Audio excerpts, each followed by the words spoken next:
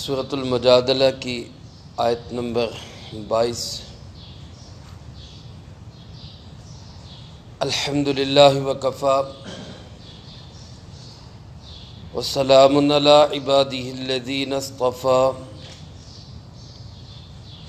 خصوصاً علی سید الرسل وخاتم الانبیاء وعلی آلہ واصحابہ الاتقیاء۔ اما بعد فاعوذ باللہ من الشیطان الرجیم، بسم اللہ الرحمن الرحیم۔ لا تجد قوما يؤمنون بالله واليوم الآخر يوادون من حاد الله ورسوله ولو كانوا آباءهم أو أبناءهم أو إخوانهم أو عشيرتهم أولئك كتب في قلوبهم الإيمان وأيدهم بروح منه ويدخلهم جنات تجري من تحتها الأنهار خالدين فيها رضي الله عنهم ورضوا عنه أولئك حزب الله ألا إن حزب الله هم المفلحون۔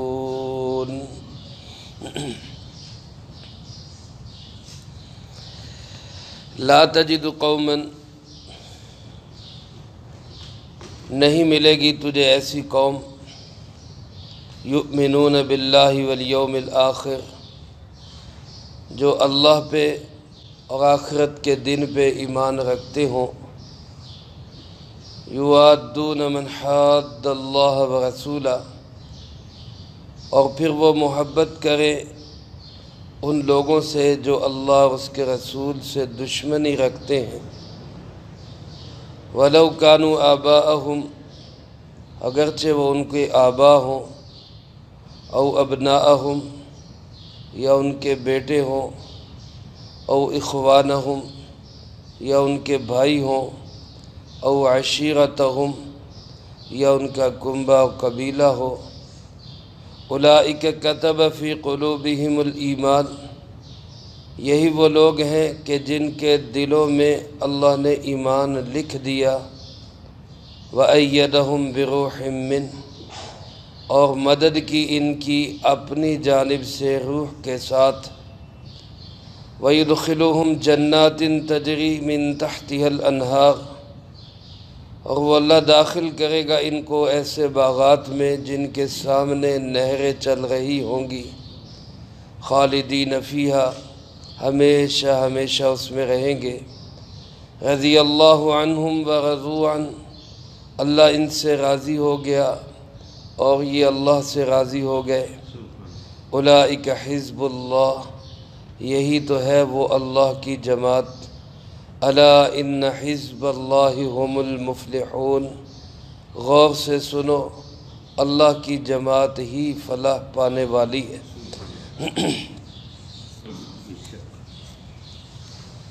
سورۃ المجادلہ کی آخری آیت ہے۔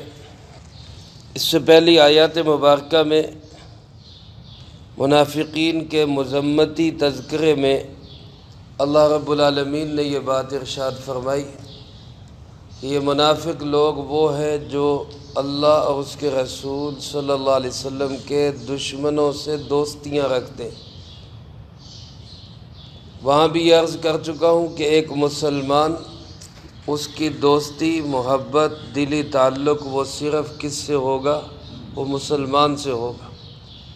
کافر کے ساتھ معاملات کر سکتا ہے، بھائی چارے کی حد تک، انسانیت کی حد تک ہمدردی بھی کرے گا، لیکن دلی محبت اور دلی تعلق وہ ہمیشہ مسلمان کا کس سے ہوگا؟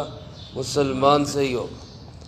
کافر سے دلی محبت نہیں ہو سکتی، کافر کے ساتھ دلی تعلق اور لگاؤ کسی مسلمان کا نہیں ہو سکتا۔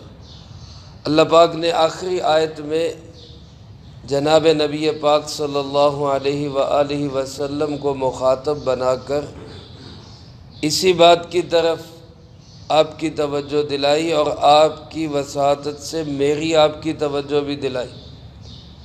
رسول اللہ صلی اللہ علیہ وسلم نے اپنے ساتھیوں کی، صحابہ کی ایسی تربیت کر دی تھی کہ ان کو کسی بھی رشتے کے مقابلے میں سب سے بڑا رشتہ وہ رشتہ اسلام لگتا تھا، کسی بھی انسان کے ساتھ، حتیٰ کہ وہ بھائی کو کوئی اہمیت نہیں دیتے تھے، باپ کو کوئی اہمیت نہیں دیتے تھے، رشتہ داروں کو کوئی اہمیت نہیں دیتے تھے۔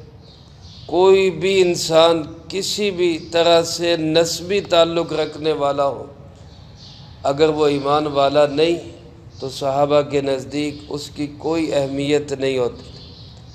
اللہ اس کے رسول صلی اللہ علیہ وسلم کے دشمن بھائی ہو، باپ ہو، بیٹا ہو، کنبے قبیلے کا کوئی انسان ہو، اس کو صحابہ اپنا دشمن ہی سمجھا کرتے تھے، دوست نہیں سمجھتے تھے۔ اللہ پاک نے اس میں تعریف بھی کی ہے صحابہ اکرام رضی اللہ تعالیٰ مجمعین کی، اور قیامت تک آنے والے تمام مسلمانوں کو یہ تعلیم بھی دی ہے۔ صحابہ کے نہج پہ چلتے ہوئے ہمارا بھی قلبی تعلق، دلی محبت صرف مسلمان سے ہونی چاہیے۔ کافر باپ بھی ہو، خاطر مدارات ہوگی، خدمت ہوگی، انسانی ہمدردی کے تحت اس کا سارا خیال رکھا جائے گا، بھائی ہو تب، بیٹے اولاد ہوں تب، لیکن دلی محبت صرف اور صرف اللہ اور اس کے رسول صلی اللہ علیہ وسلم کی ہو۔ چنانچہ صحابہ کرام رضی اللہ تعالی مجمعین کی زندگیوں میں ایسے بے شمار واقعات کہ انہوں نے باپ کو اہمیت نہیں دی، بیٹے کو اہمیت نہیں دی، بھائی کو اہمیت نہیں دی، کنبے قبیلے کو اہمیت نہیں دی، پہلے نمبر پہ رکھا تو کس کو؟ اللہ اور اس کے رسول صلی اللہ علیہ وسلم۔ چنانچہ علماء نے لکھا ہے ایک موقع پہ حضرت سیدنا ابو بکر صدیق رضی اللہ تعالیٰ عنہ صحابہ کی صف میں پہلا صحابی، اور یہ وہ عظیم الشان صحابی جس کی 4 نسلیں صحابی ہیں اور کسی کو یہ اعزاز حاصل نہیں۔ ان کے والد ابو قحافہ رضی اللہ تعالیٰ عنہ وہ بھی صحابی، خود حضرت ابو بکر رضی اللہ تعالیٰ عنہ صحابی، ان کے بیٹے عبد الرحمن صحابی، پھر ان کے بیٹے بھی صحابی رسول، 4 نسلیں جن کی جناب نبی پاک صلی اللہ علیہ وسلم کی صحبت یافتہ صحابی رسول ہے۔ ایمان لانے سے پہلے ابو قحافہ رضی اللہ تعالیٰ عنہ بعد میں مسلمان ہوئے، آخر میں فتح مکہ کے قریب جا کر۔ ابو قحافہ نے ایک دفعہ رسول اللہ صلی اللہ علیہ وسلم کی شان میں کوئی نازیبہ کلمہ کہہ دیا، کوئی ایسی بات کہہ دی جو شان نبوت کے خلاف تھی۔ حضرت سیدنا ابو بکر صدیق رضی اللہ تعالیٰ عنہ کو جب پتہ چلا اور سنا اس جملے کو، تو اس زور سے باپ کے تھپڑ مارا کہ وہ بے ہوش ہو کے گرتے گرتے بچے۔ جب آپ صلی اللہ علیہ وسلم کو اس بات کا پتہ چلا کہ آج ابو بکر نے میری محبت کے اندر باپ کا بھی کوئی لحاظ نہیں کیا، تو آپ صلی اللہ علیہ وسلم نے فرمایا کہ ابو بکر آئندہ ایسا نہ کرنا۔ یعنی اندازہ کرے حضرت سیدنا ابو بکر رضی اللہ تعالیٰ عنہ کی آپ صلی اللہ علیہ وسلم کے ساتھ محبت اور عقیدت کا، کہ اس کے مقابلے میں باپ کو تھپڑ مارنا بھی ان کو برا نہیں لگا۔ وہ تو آپ صلی اللہ علیہ وسلم کے اخلاق کریمانہ ہے، رحمت کائنات ہے کہ آپ نے فرمایا کہ ابو بکر آئندہ ایسا نہیں کرنا، ورنہ حضرت ابو بکر کی محبت تو آپ صلی اللہ علیہ وسلم کے ساتھ۔ پھر انہی کا بیٹا عبد الرحمن رضی اللہ تعالیٰ عنہ جب وہ مسلمان ہوئے تو ایک دفعہ بیٹھے بیٹھے کہنے لگے ابا جان سے کہ ابا جان بدر کی لڑائی میں یہ عبد الرحمن کافروں کی طرف سے شامل تھا، اس وقت تک مسلمان نہیں ہوا تھا، حضرت ابوبکر رضی اللہ تعالیٰ عنہ آپ کے ساتھیوں میں سے تھے۔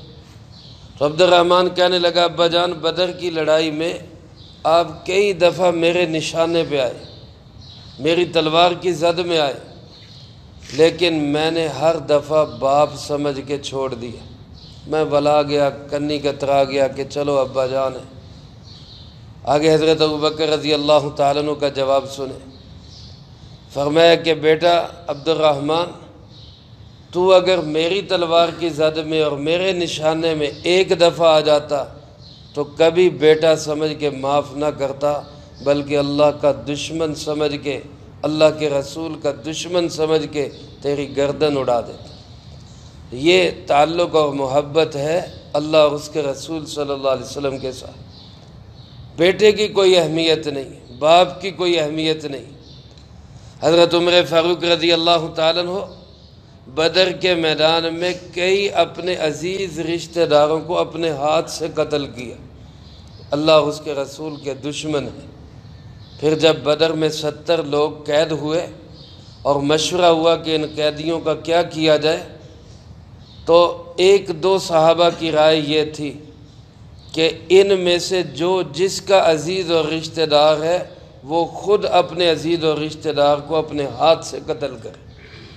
حضرت عمر کی رائے بھی یہی تھی، میرا ماموں گرفتار ہے، میرے ماموں کو میرے حوالے کیا جائے، میں اپنے ہاتھ سے قتل کروں۔ ہر کوئی اپنے عزیز رشتہ دار کو قتل کرے اور اللہ کو بتائے، عملاً بتائے، اللہ تیرے اور تیرے محبوب کے سامنے ہماری کوئی رشتہ داری نہیں، کوئی تعلق نہیں۔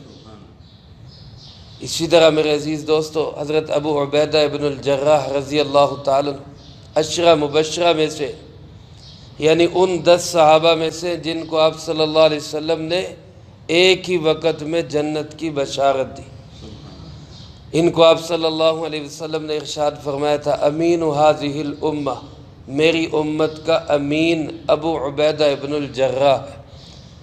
اب حضرت ابو عبیدہ ابن الجراح رضی اللہ تعالیٰ عنہ کے والد جراح احد کے میدان میں یہ کافروں کی طرف سے شامل تھے، تو ابو عبیدہ نے خود اپنے والد کو اپنے ہاتھ سے قتل کیا تھا، اللہ اس کے رسول کا دشمن ہے۔ اور اسی طرح عبداللہ ابن ابی جو منافقوں کا سردار ہے، بظاہر کلمہ پڑھ کے آپ کا ساتھی تھا، لیکن حقیقت میں اندر سے کافر ہی تھا، یہودی تھا، منافق تھا، بلکہ رئیس المنافقین، اور اللہ کی شان کہ اسی کا بیٹا عبداللہ، اس کا نام بھی عبداللہ تھا، اور وہ مخلص صحابی تھا، مخلص مومن تھا۔ ایک موقع پہ آپ صلی اللہ علیہ وسلم نے پانی پیا تو پیاس تھی، آپ نے سارا پانی پی لیا، تو یہ عبداللہ کہنے لگا اللہ کے محبوب جی صلی اللہ علیہ وسلم، اگر آپ کچھ پانی بچا کر مجھے دے دیتے میں اپنے باپ کو پلا دیتا، شاید اس کو بھی کوئی ہدایت آ جاتی، عقل آ جاتی، آپ کی برکت سے وہ بھی منافقت چھوڑ دیتا۔ تو سرکار دو عالم صلی اللہ علیہ وسلم نے اور پانی منگوایا اور تھوڑا سا پی کے اس کو دیا کہ جاؤ یہ اپنے باپ کو پلا دو۔ اب وہ باپ کے پاس لے کے گیا، آگے اس منافقوں کے سردار کا جواب سنے۔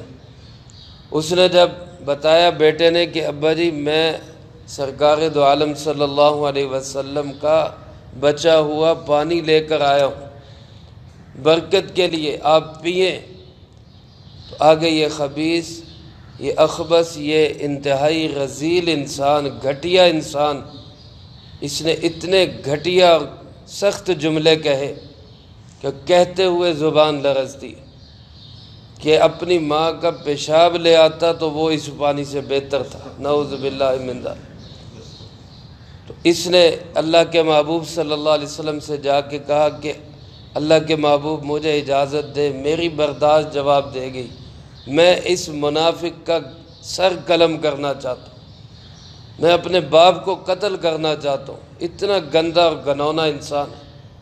وہ تو سرکار دو عالم صلی اللہ علیہ وسلم نے منع کر دیا کہ نہیں، تاریخ کیا کہے گی، جنہوں نے کلمہ پڑھا تھا چاہے اوپر سے ہی پڑھا تھا ان کو بھی قتل کرتے رہے۔ رہنے دو، بس چھوڑو اس کو، اس کے حال پہ چھوڑ دو۔ میرے عزیز دوستو، صحابہ کی دیوانگی تھی کہ ان کو باپ کوئی اہمیت نہیں لگتا تھا، بیٹے کی کوئی اہمیت محسوس نہیں ہوتی، عزیز رشتہ داروں کا کوئی پاس نہیں، سب سے اول نمبر پہ محبت ہے تو وہ صرف کس کی ہے؟